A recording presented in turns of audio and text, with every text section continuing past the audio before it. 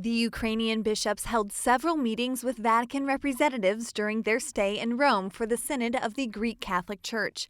One of these meetings was with the Vatican's Secretary of State, Cardinal Parolin.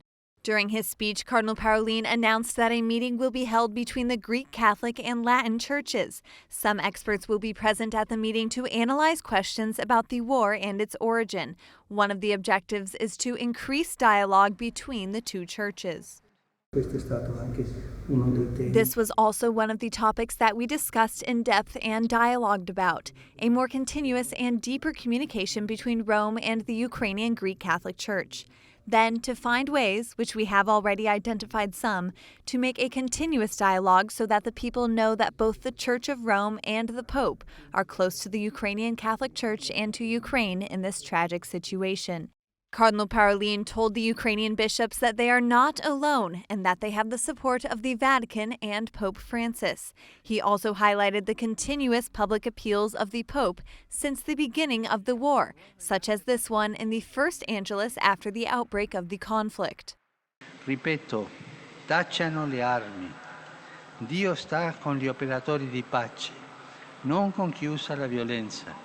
Cardinal Parolin also spoke about the exchange of prisoners, the return of Ukrainian children from Russia, and the humanitarian aid that the Vatican has been sending to the country.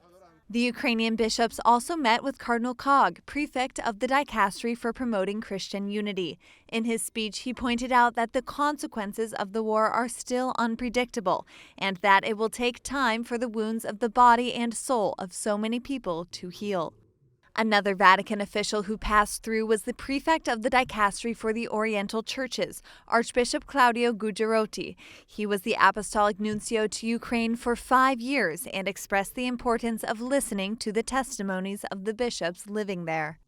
The desire is to express so much closeness and affection in this moment of pain and suffering, and it will require a great sacrifice. It will also take a great effort to try to prevent the loss of dignity of people whose lives have been torn apart. The other thing is to listen to the bishops' testimonies. This is very important for me. During the Synod, the Ukrainian bishops will deal with different topics, most of them related to the war that rages on over a year and a half later. The motto of this year's assembly is the pastoral care of the victims of war.